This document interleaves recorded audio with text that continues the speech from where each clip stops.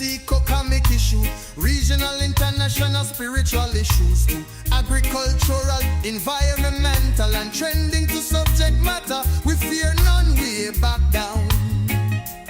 Freedom of speech is enshrined in the land. God, we freedom, jealous and they in Cuba, Russians and Chinese and lucky like we. Right now North Korea wish they had it too. Most of the Caribbean lucky like we. Studio Galaxy Day for you and me. Galaxy Equalizer ready like Freddy, and Studio Galaxy 473 in Confero. We freedom of speech is sacrosanct. Make use of it. Let no one challenge. Blow your shell, beat your drum, tell others. Like and share, subscribe and discuss it too. Let the world know Studio Galaxy is around.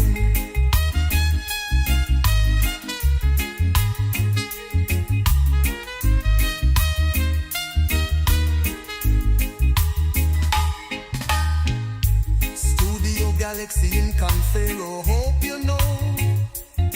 473 standing strong is yours, you know. The medium, an opportunity for you. Make your contribution, let them know. Blow your shell, beat your drum, tell others. Like and share, subscribe and discuss it too. Let the world know Studio Galaxy is a road.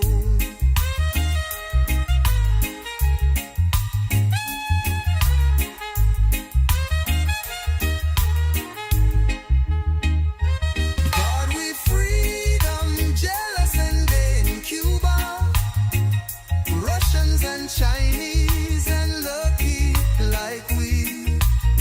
Rand and North Korea wish they had it too.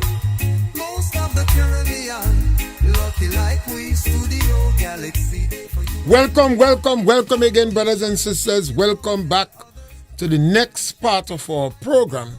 And on that part, it's pure politics. And you are with the Galaxy Equalizers. And the topic today is, don't pet our politicians. Don't pet our leaders. The number to call is 536-2558. Don't pet our leaders. Let them answer. We have an opportunity to go to the polls and vote the political leaders we want. That's a lot of power. That's an opportunity that you don't have in many countries in the world. You don't have that in China, where the value of your the vote of a vagrant and the vote of a lawyer is equal. One man, one vote. The vote of the medical doctor with 3 PhDs is not more valuable than the vote of Dundan or Miss Maypuis or Tilaita. The vote of the people who claim that they are from the privilegencia class is not more important than the people they call classless and commoners and beggy. That vote is yours. You have that power every 5 years to make that X and determine who runs the country. You have a responsibility, you have an obligation to select people in your interest. You have individuals who come to represent the constituency in which you are. And you have a collective responsibility in the constituency to choose an individual who you believe will do better than the previous individual. And if you decide to keep that individual must do better than they did before or continue to do good. And for you to know, the individuals you select, sometimes you have to ask them questions. The Prime Minister of the country is the first among equals. He has power. He has power to direct the policy of the government. He has power to change the foreign policy. He has power to determine what education and agriculture would be. He has power to determine the health situation. The only power you have is about once every 5 years to choose the people who you want to improve the country. And sometimes you have to ask them questions. Otherwise, crooks and bandits and people going to sneak in government that will take your power away from you. You have to ask them questions. Sometimes an individual grew up with you from the community, so you know him. You know if he gets 6 mango, and it's 6 of you all there, and he collects 6 mango, he making all kind of excuse to go home with some, rather than sharing the mango.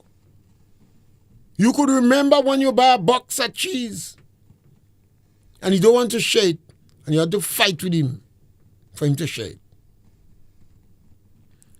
But in today's world, our politicians don't normally grow up from our constituency. We don't know them. And they come to sell themselves to us. You got to be careful. Some of them might be just a front. They are being paid by other powerful organizations and groups who cannot face you. They can't face you, so they use somebody as a front. You must ask questions. There are possibilities that the person you choose could take away your rights from you. They could determine that after 6 you can go outside. They could pass laws. They could determine when you celebrate and when you don't celebrate. Now that you put them in power, you don't have much control. That is why it is important for you to know your leaders. Know what the foreign policy is. In Grenada, you must know if the minister, the person you select, is interested in CARICOM. Because the islands in the Caribbean decide to have one market and economy. So if you select somebody, you have to know if they're interested in that. You have to know if them is a Muslim. Otherwise, they could take your rights away from you and help to introduce Sharia law. You must know. When you select them, they could ban carnival too. You know. If they're powerful, they could advocate it on you. They could be thieves. They could squander the public purse and put you in trouble. So I'm advocating the view. Don't pet our leaders. Ask them questions and let them answer. Many of our leaders in the Caribbean seems to be going their own personal direction. They're not functioning in the interests of the people. Some of them are communists.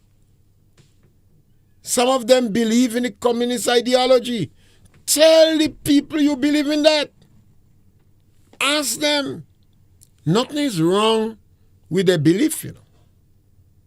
But you don't want to be deceived by what they believe. If somebody is a communist, you say, I am a communist. I believe in the communist ideology. And then you might like what you believe in. Nothing is wrong with that. A man could say, I believe in the Muslim law. And I will implement it. Nothing is wrong with that. But you, the person who's selecting, those who voting, those who are going to lead you, you must know what they stand for. You must know what the foreign policies are. We have a situation in Europe today where a number of countries are involved in Europe, the EU. And they have a policy. You touch one, you touch all. So if you attack Poland, you attack England. United States of America under NATO join them. So if you touch United States, Poland have to fight. If you touch United States, Finland have to fight. If you touch Switzerland, United States have to fight. So you have different blocks in the world. In the Caribbean, we have an organization called CARICOM. CARICOM can't fight with nobody. They don't have gun. We only fight with themselves. They can, in terms of the imperial powers, Russia, China, United States of America, European Union. That is like blocks. So we in the Caribbean, we don't have the military power. And we have to try to demele between the powers that be while we advocate for CARICOM. I believe we should generally be a peaceful people, advocating peace, but very cognizant of the economic realities. The United States of America is like a big bear. And sometimes when they turn back and watch you, you have to smile. Not that you really want to, but you have to take into consideration the power these countries have on your economic realities. So your foreign policy mustn't be too confrontational. It must be more tactful. So while you advocate for peace, you have to be cognizant of the fact that you trade and your culture for your people and your whole economy sometimes are seriously dependent on the Europeans and the Americans. That doesn't mean you don't need to have a good relationship with other countries. And in the process of that, you must advocate for peace. You could be a very good broker. And I believe the CARICOM countries should be a good broker for peace. So rather than when a conflict starts, picking up sword and taking a side, they should always advocate for a peaceful settlement, a negotiated settlement, rather than partitioning CARICOM. So the leaders we choose to represent us would have to do that. In a Grenada context, we have to ask our leaders question. We have had Kit Mitchell as a political leader in Grenada, and I've always said, when I speak about Kit Mitchell, he's the most successful politician and political leader in Grenada and in the Commonwealth. And he has brought a fair measure of stability to our country. Remember, many historians and other people believe that Grenada is a land of conflict. So we have had 13 and a half years of Erigeri with a relatively stable, although it ended with the revolution. But that is the first political party that was able to spend 13 and a half years in power. That's a lot. And then the next political party that brought about a fair measure of stability is Kit Mitchell. And on 3 occasions, he won all the seats. That is significant. He lost the last election, and I think he wants to, or he's hesitant, or he don't make up his mind yet to quit politics. And it's difficult. It's difficult to quit politics. Doctors, though, quit medical doctor. Lawyers, don't retire. Farmers, don't retire. Fishermen, don't retire. So politicians must be reluctant to go. Particularly when they have a lot of passion and they're deeply involved. You see Ralph Gonzalez, John Compton left and come back. But you must know your politicians. We have had Deacon Mitchell. He was not involved in political activity before. He was not involved in the trade union. He was not involved in any serious organization that it was involved in agitating or canvassing on any issue. So people didn't really know him. He came in and he won the election. And a lot of people is disappointed. And I believe even some of his supporters, they wouldn't say that aloud, but I think they're very disappointed. After you argue that Kit Mitchell is old, and he did long, and he should go, you had Deacon that come in among 45. Deacon is young. Maurice Bishop died at 39. Deacon come in at 45. Maurice Bishop died at 39. Eric Gary came in at 26 or 27. Kit Mitchell won election at 24. Winston White was the youngest minister of youth and sport in the Caribbean. And I believe that is the first time they had a minister of youth and sport. Nadia Benjamin and Whipple Ned, they come in young too, maybe in their 30s. They married and have children coming. Dallon was very young when he come in too. These people coming in the early 20s. So Deacon wasn't young for politics. He was brand new to politics. 45 years is young. When you're 45 years, your testosterone levels start to drop. If you was a pig on a farm, they'd start to call you. You're not as prolific sexually as you ought to be. But human being is your brain. And he came in and he won 9 seats. It is the second time in the history of Grenada we have had 9 seats. Before was in 1976. Gary won 9, and the Alliance, they join up, got 6.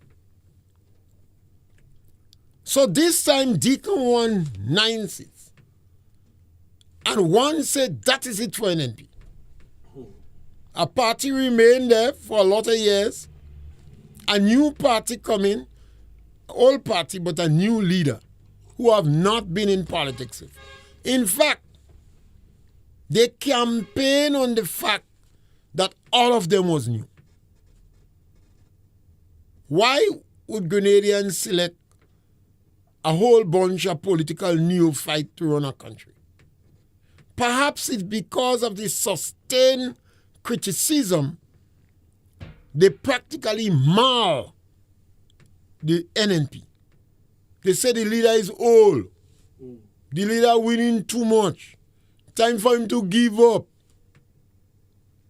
And the pressure even had members of NNP very quiet and believing kid too old in you. They won the election.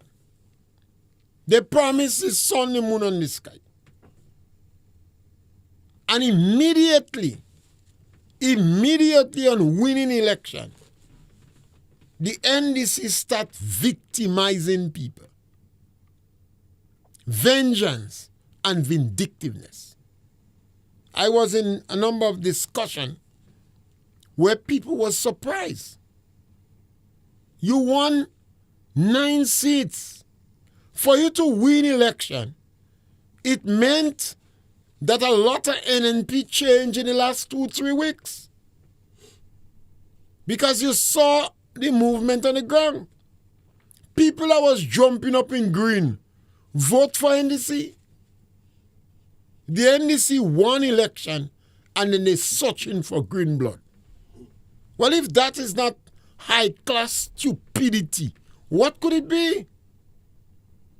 The reason you won election, because a number of people who was openly supporting NNP changed on the last minute. So you had to go there and perform, make those who change feel comfortable, and try to win next time. But the NDC, and you must never forget that. You must never forget that. The NDC won election on the 22nd of June. Officially on the 23rd. That's when the official result come out. The NNP conceded defeat on the 22nd. By the 5th of July, the NDC started victimizing people who they claim supported NNP. I guess these people was jumping up with NNP. But some of them might have changed to NDC. They went after women, low-rank women,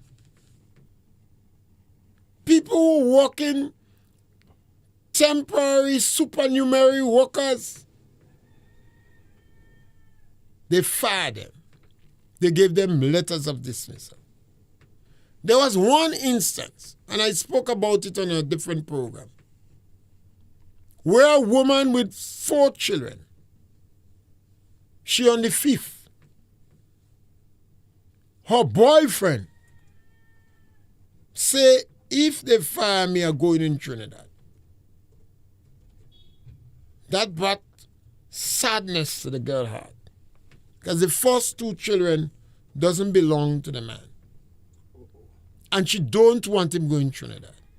She begged him not to go in Trinidad. Her sister found him celebrating election money. No, he was agreeing. He supported NNP. He had jerseys all about. The woman said she doesn't get involved in politics. But your boyfriend was campaigning for NNP. But he voted NDC. Because the sister catch him celebrating election day. The NDC fired. The girl spoke. She begged. Oh God, don't fire. Because he said he can't take it. He tell her he can't take it. If they fire him, he go. He go.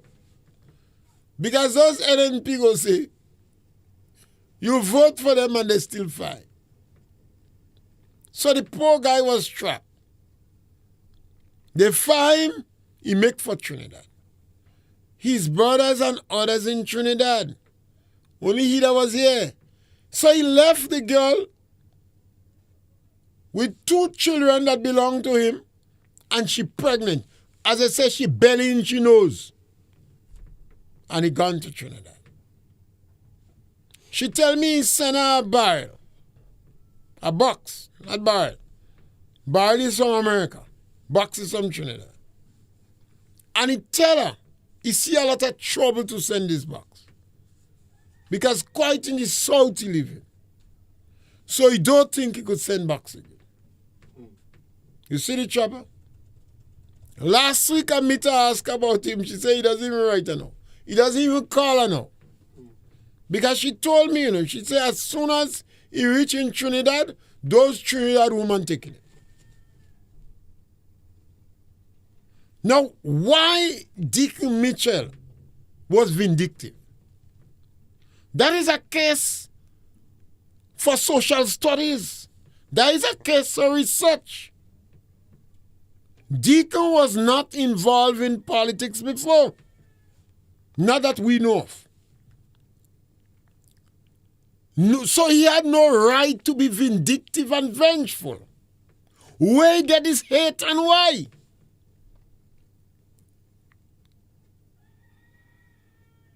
The people expected newness. They didn't expect vengeance. That boy that turn and vote for them, they still fine because they don't know he vote for them. It's the girl's sister that found out. Why Deacon was so vengeful? That is a good case for research. The social scientists should research that. There was no justification.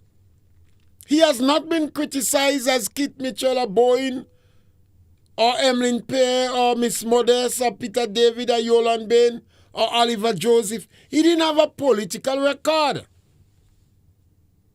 He was with a group of people that never won seats before. So why they were so bitter and full of hate? Why? In 2008,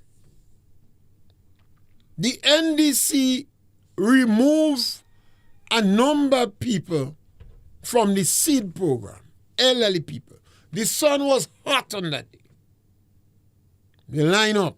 Some people cry. A number of people went to Tillman Thomas. 2 persons I know of. I said a number of people, but 2 people I know of. Went to Tillman Thomas because they removed about 4 people from a community from the seed program because they said these people was NNP people. They removed them. 2 people went to Tillman Thomas and explained the condition to the people. In some cases, the people on a bed, yes, they can vote. In some cases, the caretaker who taking care of them, that jumping up for NNP, not even their children. So Tillman Thomas put them back on the program. There was a lady who walked with a white cane in St. Patrick's. They took her out on the program too. Her sister was a vice first NNP. She went to Tillman Thomas and she begged and he put her back on the program. She hugged him and kissed him in the street.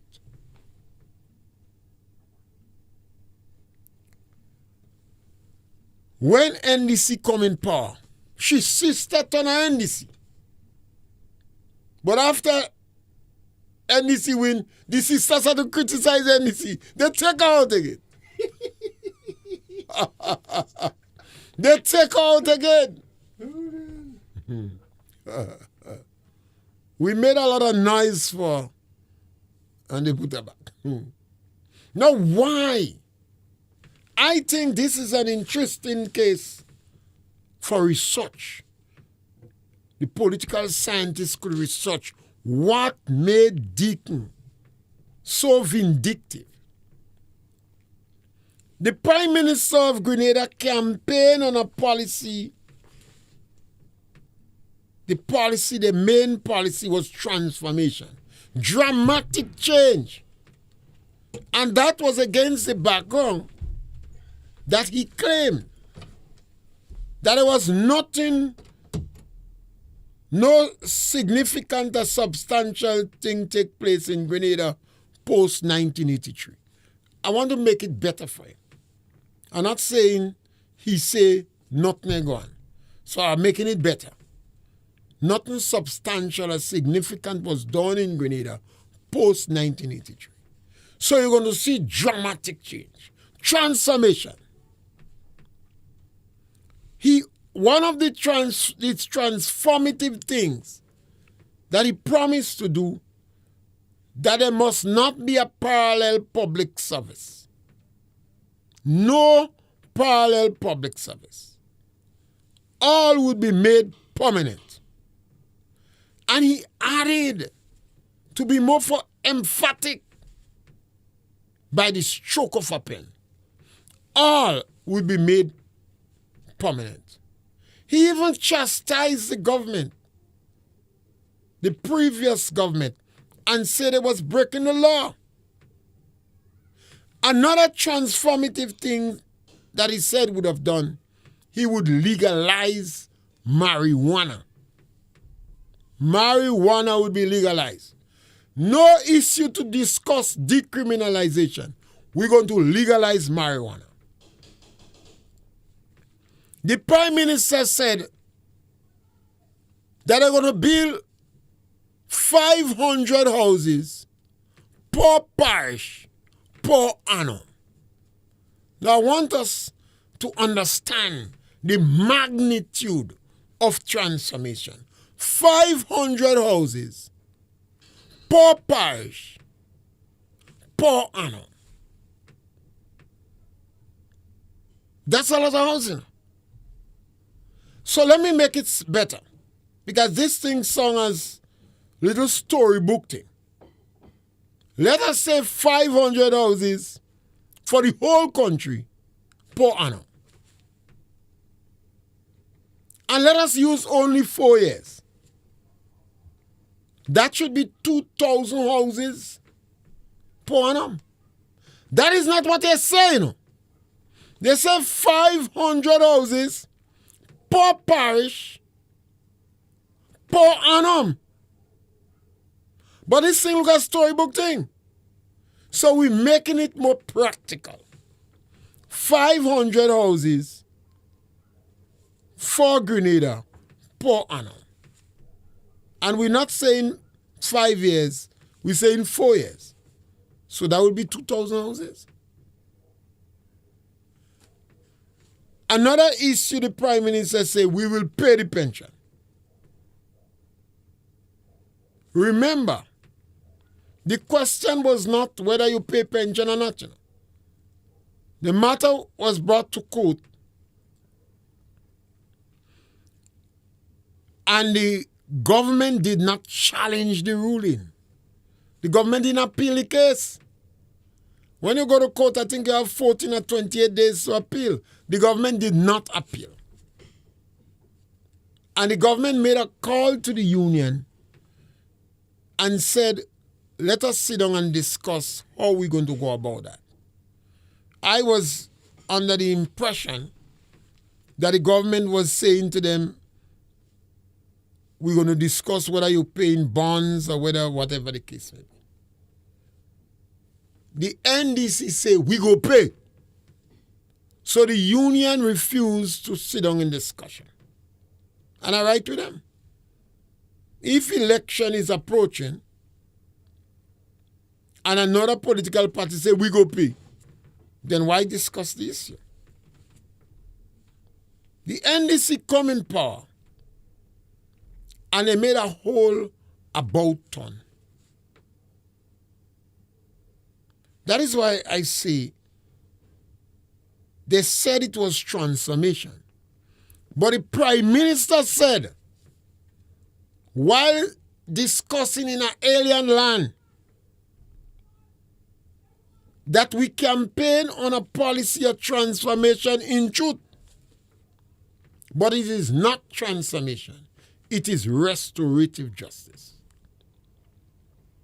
Now, why did the Prime Minister deceive and lie to his own ministers? Because a number of the ministers didn't seem to know that the Prime Minister had no intention for transformation. The Prime Minister failed on all these counts. But even on the question of pension, the Prime Minister deceived the union.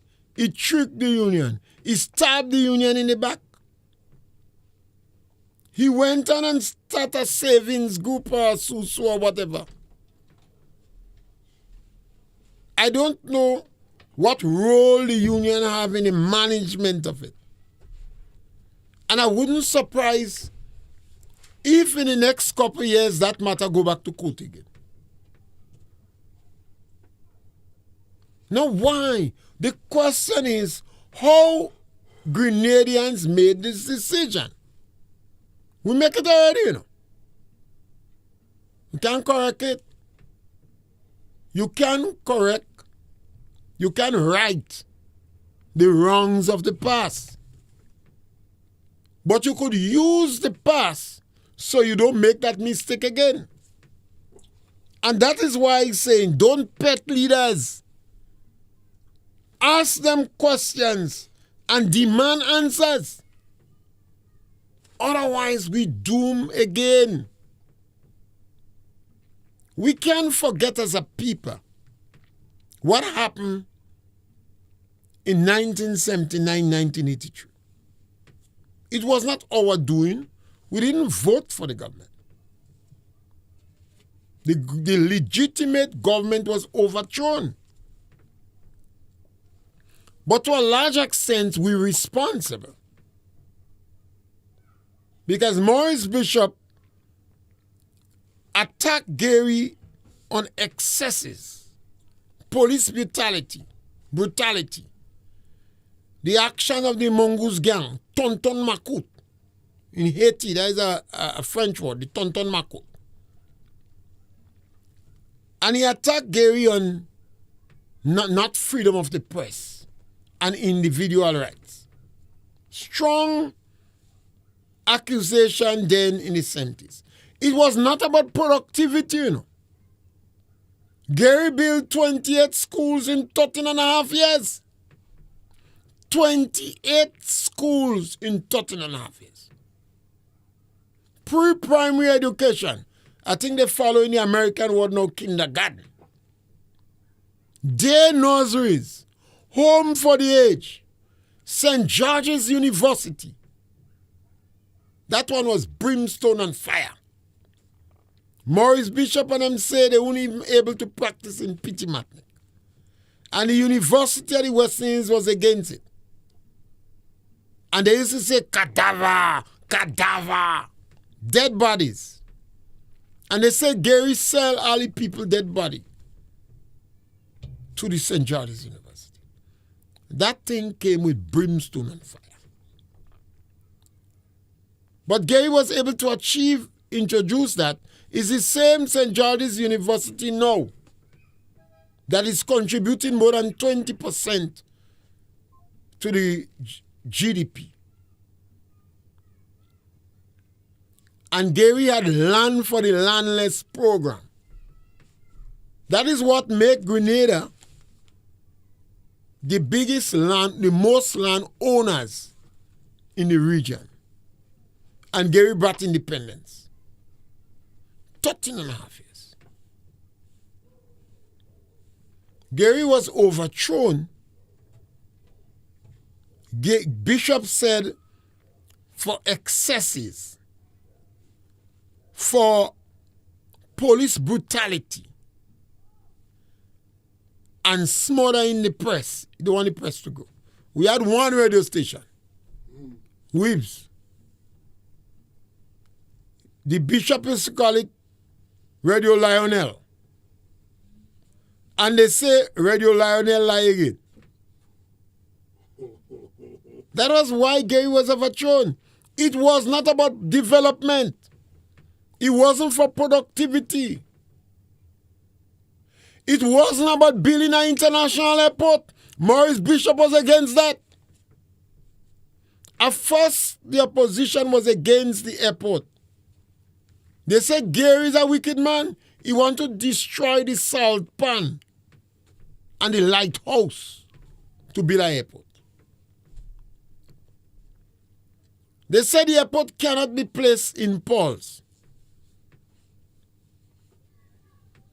because of the Cayenne and what kind of river and the river. The distance will not be long enough. So they have to move it to St. George's. And the opposition then was against the destruction of the salt pond and the lighthouse. You have something in development they call opportunity cost. Or economic opportunity cost. So Gary came in a little plane. He wasn't the pilot. And he landed on Maurice Bishop Highway. And Gary said, you see, we land on the airport. The salt pond is not destroyed, but the lighthouse is not destroyed. With a little plane. And you hear us say on Maurice Bishop Highway. Because where they call it Maurice Bishop Highway now, Gary that built it. Gary that built Maurice Bishop Highway.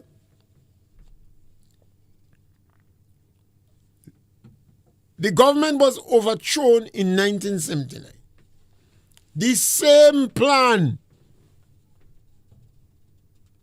that Gary prepared, that is what Maurice Bishop started to use to build the international airport. And the Americans put about $25 million to finish it. You see, we could listen to propaganda all day. But we must be seekers of the truth. We must seek the truth. And we must not pet leaders. They must answer the questions that we ask. Because political leaders have immense power. And they can change the policies so radical in the country that you have to leave the country and run. Remember what Maurice Bishop did. Maurice Bishop jailed in 4.5 years over 5,000 people. 3,113. He signed the paper. He signed the paper for 3,113. But a number of other people was placed in prison.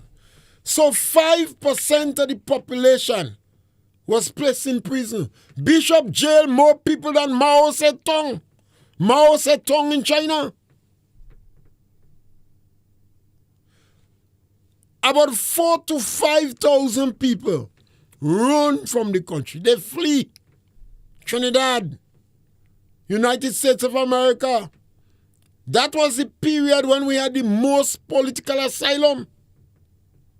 Because the parents who went in jail, the American was giving their children political asylum. The children that go in jail, their parents was getting political asylum. They jail Lloyd Noel. They jail Tillman Thomas. They jail Kenny Lalsin. And they even jail Kennedy Budlal. Kennedy Budlal might collect some people and bring in jail and then they jail him. Maurice Bishop, during that period of time, the 4.5 years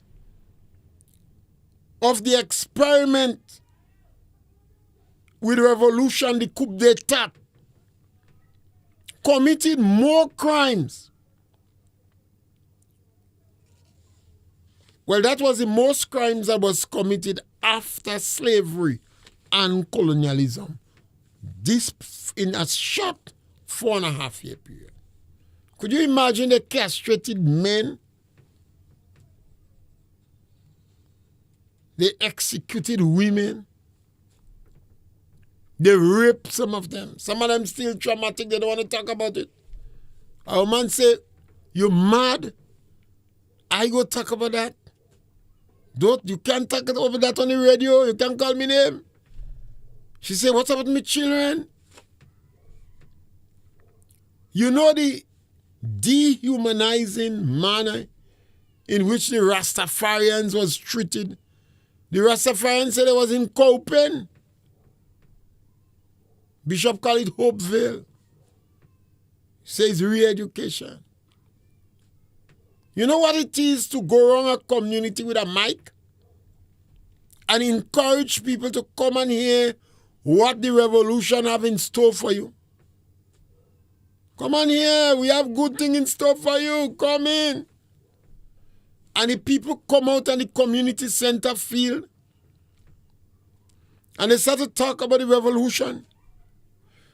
And then the people inside the community center, they heard the people outside bawling. Because the people outside saw PRA creeping in with their guns near the windows. And an IFA truck backing up in front of the community center. 125 was arrested that day. One never come back. They don't know what happened. 125 was arrested that day. Men and women. You think it's easy? There are some villages that was singled out and seriously traumatized.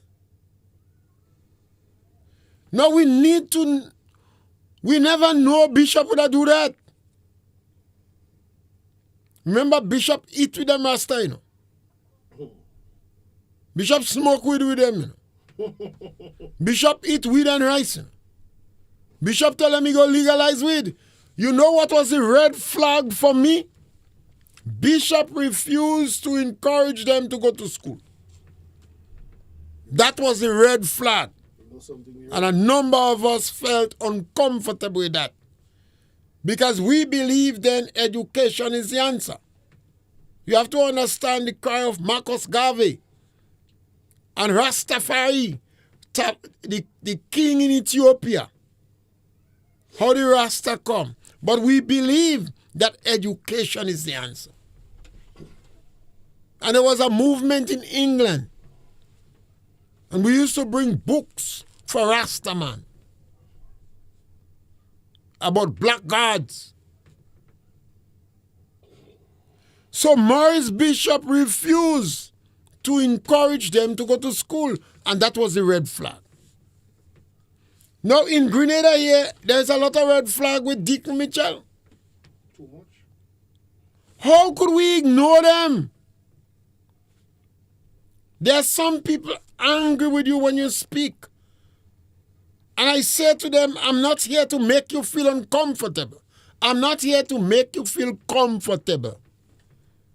I'm here to speak the truth and to express my opinion based upon the information I have. And if you give me credible information, I'll change my opinion. Otherwise, I have a piece of manje kosher rope to tie the truth on you. I'm not here to make you comfortable. The truth sometimes is very uncomfortable. You think it's easy to sit down home and somebody come and tell you your son, police arrest your son for thieving cheese, and all the time your son home, he don't eating cheese? You think it's easy for you to hear your daughter shoplift? That is the truth. But how you going to handle it? You think it's easy to to hear people gang rape your daughter? You think it's easy to hear your son get murdered or murder somebody? That is the truth, but it's hard, it's uncomfortable. So when I speak, I want to speak the truth to you. If you vex, you vex. You vex, sir. I ain't come here to make you comfortable. I come to bring the truth as I see it. So we have Deacon Mitchell, and there are so much red flags. More red flags than Bishop. More red flags than any other politician in the country. I have never seen that. Once they used to call him Baby Jesus. Now he say he don't want to be like Jesus.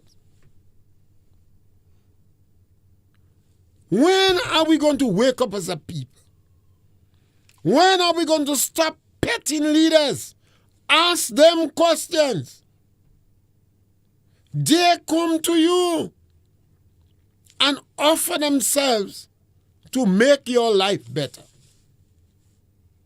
So you have a duty, a responsibility, and an obligation to find out if they're genuine. Is our present Prime Minister genuine? Is our present Prime Minister's statement? Is our present Prime Minister honest? Is our present Prime Minister seeking the interests of our people? Is our present Prime Minister is the one making decisions? Do we have a third party that guides the Prime Minister of Grenada? Does the Prime Minister of Grenada have moral clarity? Does he understand that? Is the Prime Minister corrupt? Did the Bar Association ever counsel the Prime Minister? Why is Richard Duncan so silent and seems to supporting the Prime Minister in all these wrong deeds? Why? What did the Prime Minister go in Taraba State for? They killing Christian down there, you know. What the Prime Minister go there for? Why the Prime Minister is telling so much lies? Why? We need to ask our leaders question. We have a number of young people entering the political arena. A lot. We have a couple of them on the NNP side. Some of the old ones, we know them. And their actions could be predictable based upon history. The NNP has always been a very inclusive party under Kit Mitchell. Always trying to engage the opposition to work together with them. A very tolerant political party. We saw the level of criticism that Gregory Boyne, Kit Mitchell, Emmeline Pierre, Miss Modeste, Yolande Bain Joseph, Oliver Joseph, Mr. Steele. You saw the level of criticism these people got. And they didn't respond in any vengeful manner. You know it was under their period that they liberalized the telecommunication network, and over 30 licenses was given to fund radio stations. We don't have all these radio stations functioning now. It's not easy to run radio station. How about that amongst you? About 30 something? Mm-hmm. It was under that period. You saw the readiness of Kit Mitchell to say, I'm sorry for the mistakes I make. So you kind of able to predict what would happen under NNP. Because they don't have a strange new leader that you don't know. Emlyn Pear has been around for over 20 years. So her action seems predictable. You see how she responds to criticism. And in her political party, you have Gregory Bowen, Roland Bowler, and Kit Mitchell. 3 little masters in politics. And seems to be very inclusive, very accommodating, very forgiving, and have a high level of tolerance for criticism. We see what happened in Deacon's camp. Deacon is vengeful without reason, trying financial strangulation on people, threatening individuals. The Prime Minister was beating his chest for social media badge on. Wants to threaten the media now. After he used all kind of financial strangulation and intimidation, and that is not successful, you want to do more, you want to pass laws. You saw that. Too much of red flags. I believe this guy is evil. And I believe there is a third party pushing this individual. We have another new leader on the scene, Peter David. Peter David has been in the politics very long. But sometimes I'm very suspicious of Peter. A number of people believe Peter have a lot to offer. But Peter was like a sleeping cell in the NDC. He did not offer unity in the NDC. When he did not get his way in the NDC, he refused to accept the appointments, the post that was given to him by Tillman Thomas. Now that is a serious issue.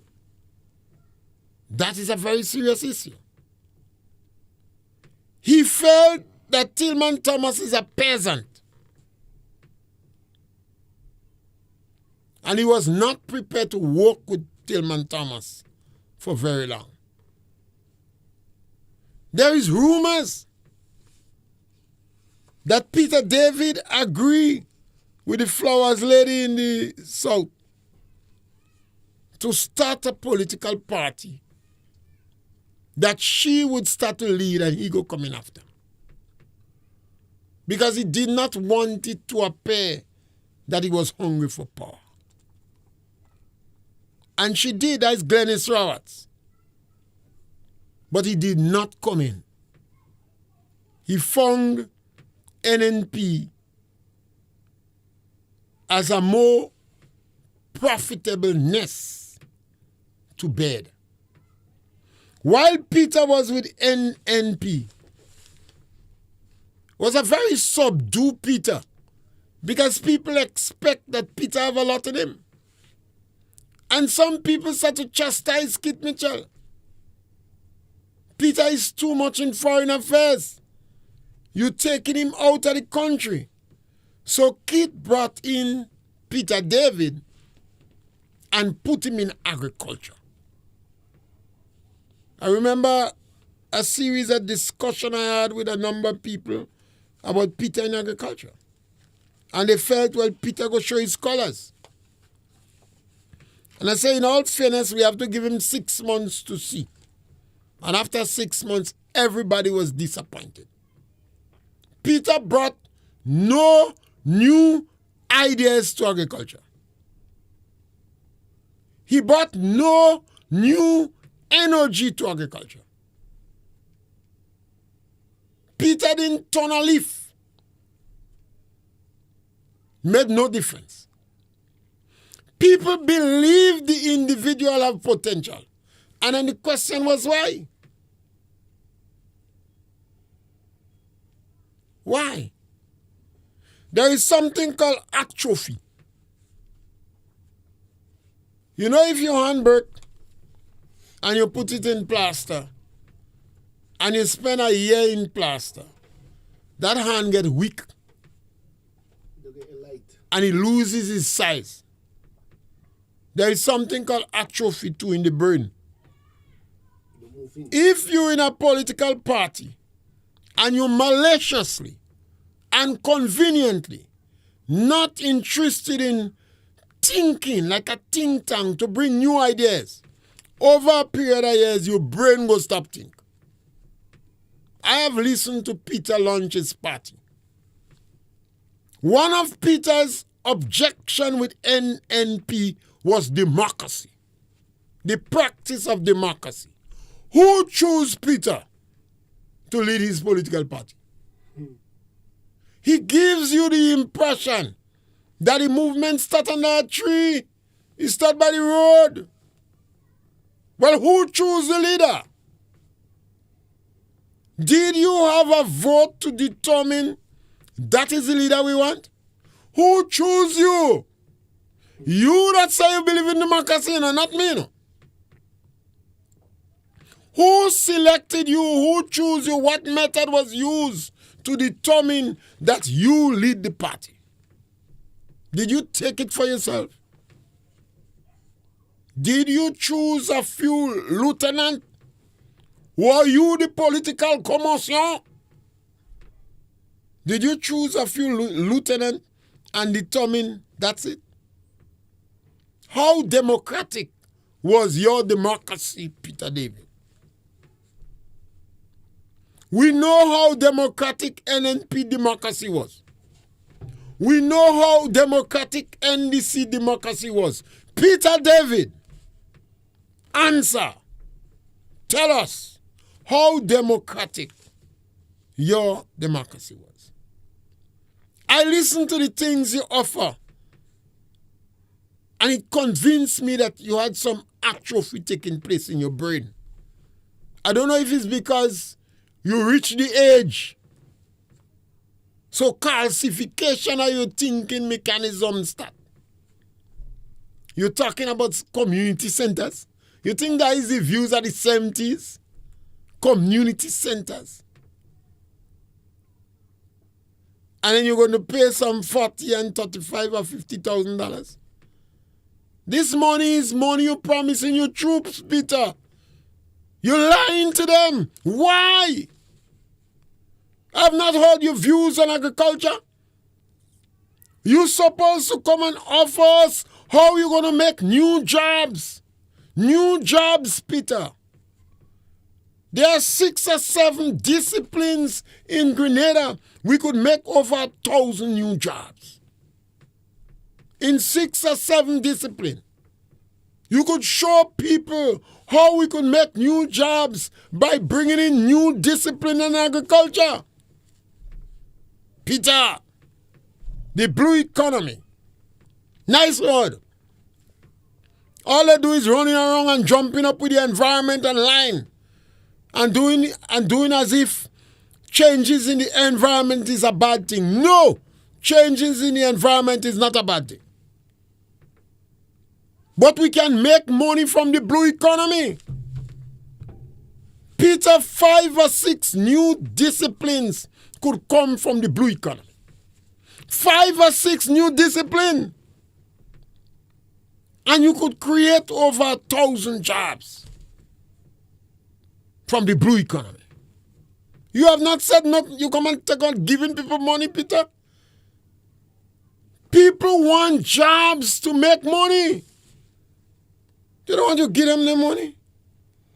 If you give a man money to buy a car, Peter, you have to give him money to pay insurance and buy brakes and buy gas and buy wheel. Give him a job. Convince this country how you could come up with new ideas and your job. I was disappointed. And it convinced me, Peter, that you start to have calcification in your brain. You're getting too old. To launch party at 70, that will make no sense. And you didn't come, Joe, you're searching and you're lying and telling people about under tree. You look as the RMC, Peter. You look as a front for the RMC. And you're hiding from answering questions. We cannot pay to our political leaders. They could bring us down the slippery rope fast, like Deacon.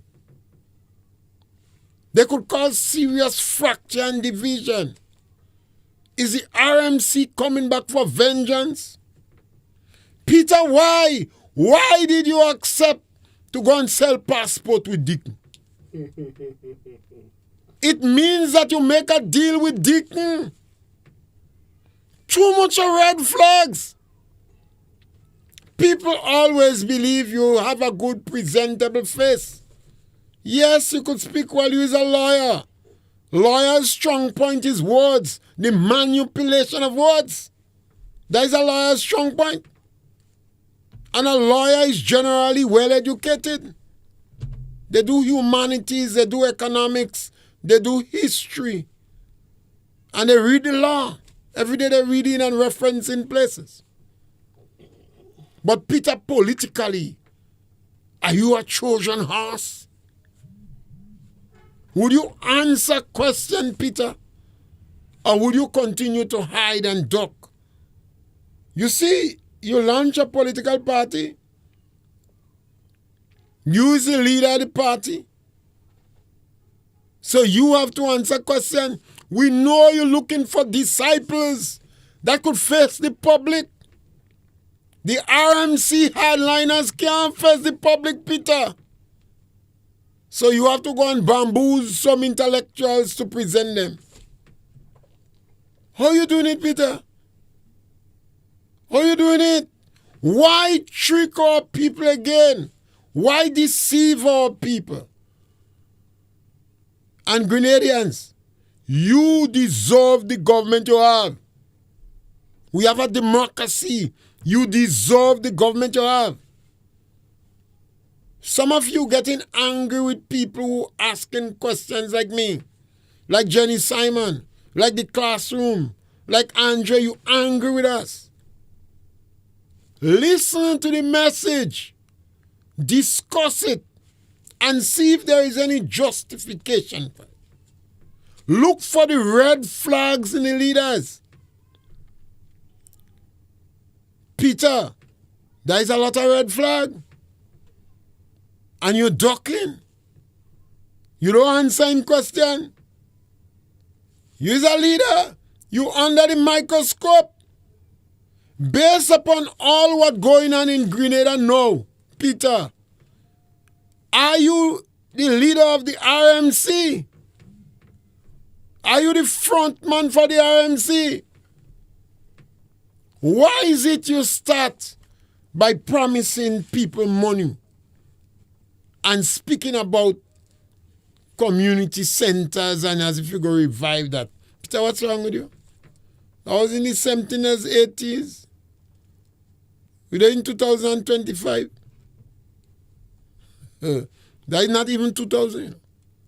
We're in 2025, Peter. So I believe, stop petting leaders. Ask them questions. They have the power to change, make fundamental changes to your country. And we always remind you, give us a blight. Subscribe to our program. Let local content grow. You don't have to be an American, start a structure in America for it to grow. Subscribe to us. Like us and share us. You don't have to agree with us, but subscribe to the program. Studio Galaxy in Confaroo 473, and you war with the Galaxy Equalizers. Politics, religion, and economic issue, regional, international, spiritual issues too, agricultural, environmental, and trending to subject matter. We fear none, we back down. Freedom of speech is enshrined in the land. God, we